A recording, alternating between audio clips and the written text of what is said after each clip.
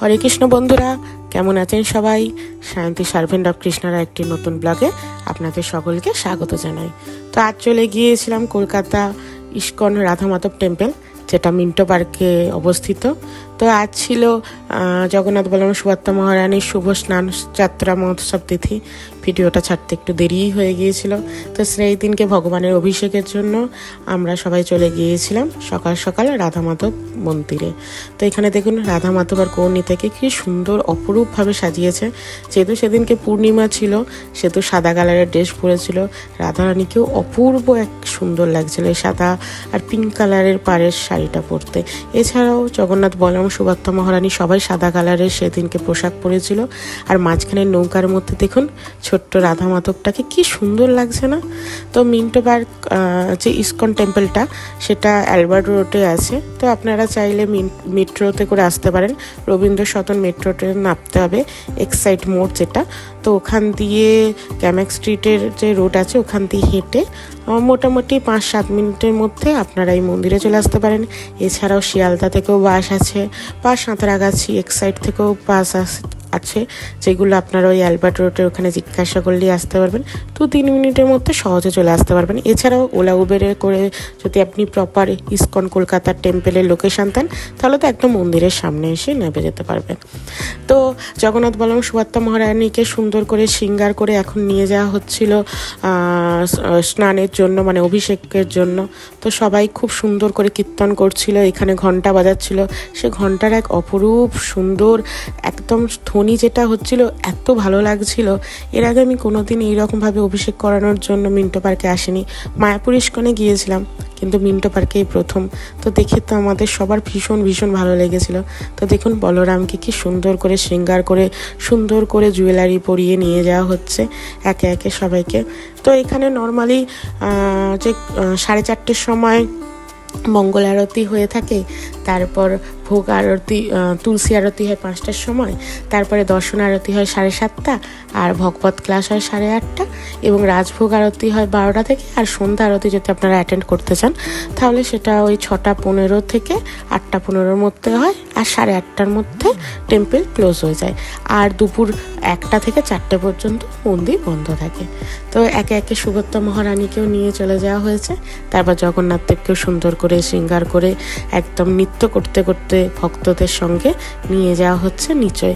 আসলে এই ভগবানকে আজকে গাড়িতে করে নিয়ে যাওয়া হচ্ছে নজরুল মঞ্চে।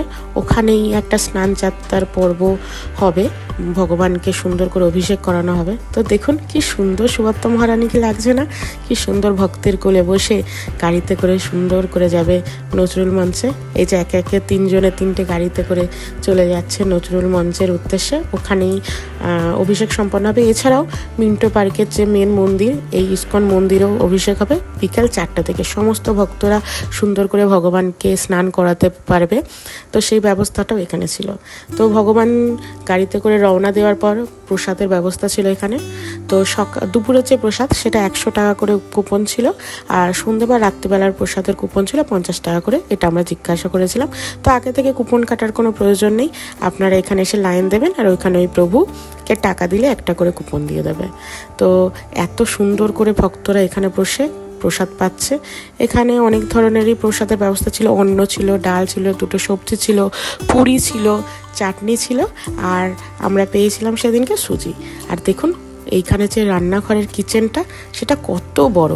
আর এটা সন্ধ্যার প্রসাদ, যারা অভিষেক করতে আসবে তাদের জন্য এই সুন্দর করে খিচুড়ি ভোগটা বানানো ছিল, যেটা সবাইকে বিতরণ করবে সন্ধ্যাবেলা।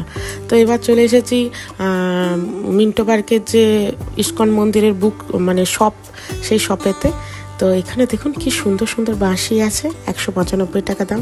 এছাড়াও চাবির রিং, কৃষ্ণ রাধা কৃষ্ণ, এছাড়াও বিভিন্ন ধরনের প্রত্যেক দিনের পুজোর সামগ্রী থেকে আরম্ভ করে দৈনন্দিন সমস্ত সামগ্রী এখানে পাওয়া যায়। এই স্কোয়াশগুলো দেখুন, পানি ফল, তারপরে লেমন, অ্যাপেল, সব কিছু এখানে পাওয়া যাচ্ছে। আর এই হরে কৃষ্ণ লেখা ডোরের সামনের যে এটা, কি সুন্দর না? খুব পছন্দ হয়েছে। আমি পরে একদিন আসবো, তখন নেবো। ও, আর এখানে না একটা গোবিন্দাস রেস্টুরেন্টও আছে, যেখানে এলে আপনারা সকাল থেকে 10:30 পর্যন্ত রাত্রির সবসময় বিভিন্ন ধরনের আইটেমের প্রসাদ পেতে পারবেন। তো খুব ভালো। গোবিন্দাস রেস্টুরেন্টেও আমি একবার এসেছিলাম, খুব ভালো প্রসাদ, এত সুন্দর ভগবানের প্রসাদ। আর এইখানে দেখুন জবামালার ব্যাগগুলো বিক্রি হচ্ছে। ওই কালো কালারের জবামালার ব্যাগটা আমার ভীষণ পছন্দ হয়েছে। জবামালার ব্যাগগুলো মোটামুটি 40 থেকে 100 টাকার মধ্যে দাম। আর এখানে বিভিন্ন ধরনের পাঞ্জাবি পাওয়া যাচ্ছে, যেমন বুক বন্ধন, তারপরে কটনের পাঞ্জাবি, কুলকলা পাঞ্জাবি, তো খুব সুন্দর। আর এই ধুতিগুলো দেখুন, এটাও বিভিন্ন দামের আছে, 600 থেকে 900, 950 টাকার মধ্যে আছে। বিভিন্ন কোয়ালিটি, বিভিন্ন ডিজাইনের ওপর আছে। নর্মালি পাড়েরই হয়, কিন্তু কোয়ালিটিটাই বেশি এখানের দামটা ভ্যারি করে। তো এই ভগবান জগন্নাথ বলরাম সুভদ্রা মহারানীর আলেখ্যটা খুব সুন্দর দেখতে। এটা 125 টাকা দাম। এটা একটা 3D এফেক্ট আছে, আর উপরেরটা প্লাস্টিক টাইপের আছে, কাঁচের নয়। আর এখানে বাচ্চাদের বিভিন্ন ধরনের পেন পেন্সিল রাখার যে বক্সগুলো হয়, আমরাও ছোটোবেলায় ইউজ করেছি, সেই ধরনের জিনিসগুলো এখানে আছে। আর এখানে দেখুন বিগ্রহগুলো খুব সুন্দর দেখে, তো মনে হয় সবগুলোই একটা একটা করে নিয়ে যাই বাড়িতে, নিয়ে গিয়ে সুন্দর করে রাখি। কৌর্ণিতাটাও কি সুন্দর, কিন্তু আজকে নেবো না, আবার অন্য একদিন আসবো, সেদিনকে নেবো। আজকে তো অভিষেক করাতে এসেছি, তাই অভিষেকটা করিয়ে আজকে তাড়াতাড়ি করে বাড়ি চলে যাবো। তো এখানে প্রভুপাতের কি সুন্দর এখানে আলেখ্য। আর এই দেখুন দোলনাটা কি সুন্দর লাগছে না? আমাদের তো গোপালটা 5 নম্বর সাইজে, তাই ভাবছিলাম পরে যখন আসবো একটা গোপালের জন্য দোলনা নিয়ে যাব। আর যে এই বিছানাটা, এটা মোটামুটি 5 থেকে 6 নম্বর গোপালদের জন্য খুব সুন্দর হবে, তাই দামটা দেখে রাখলাম। ওটা 200 টাকার মতন দাম ছিল। আর এটা ওই পিতলের বসার জায়গা ছিল, গোপালের বা ভগবানের বা যে কোনো কিছু আপনারা পুজোর সময় বসাতে পারেন। এটা ওই 180 টাকার মতন দাম ছিল। এর থেকে যত এক সাইজ করে ছিল, তখন 10 টাকা করে দাম, প্রত্যেকটা জিনিসের ওপর বেশি ছিল। তো এখানে কি সুন্দর চামর, ময়ূর পাখা ছিল। আমার একটা চামরেরও দরকার আছে, তো ওই চামর আর ময়ূর পাখা আবার একদিন আসবো, নেবো। খুব সুন্দর সুন্দর এখানে ময়ূর পাখা চামরগুলো, একদম অরিজিনাল যে ঘোড়ার লেজের যে হেয়ারটা দিয়ে তৈরি হয়, সেটাই ছিল। আর এখানে ছিল খুব সুন্দর পাখা, ময়ূর পাখা। তো এই ছিল আজ আমার ভিডিওটা। যদি কিছু ভালো লেগে থাকে তাহলে অবশ্যই একটা লাইক করবেন, আর কিছু যদি মনে হয়ে থাকে সেটাও কমেন্ট করে জানাবেন, আর অবশ্যই ভিডিওতে একটা সাবস্ক্রাইব করবেন। তো চলি, আজকে দেখা হবে পরের আর একটা নতুন ভিডিও নিয়ে। হরে কৃষ্ণ, হরি বল।